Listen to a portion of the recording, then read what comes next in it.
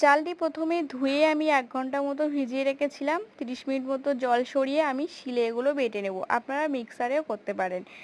বেটে নেওয়ার পরে এই চালের গুঁড়ো দেওয়ার মানে তালের বড়াটা শুধু ময়দা দিলে নরম হয়ে থাকবে, চালের গুঁড়োটা দিলে একটু শক্ত শক্ত হবে, সেই জন্যই দেওয়া। এদিকে আমি তালের বড়ায় নারকেলও দেবো, সেজন্য নারকেলটাও করে নিলাম, আর তালটা আমি নোদা বার করে নিলাম। আর এইগুলো পরে ছেঁকে নিচ্ছি, অনেক নোংরা থাকে তো।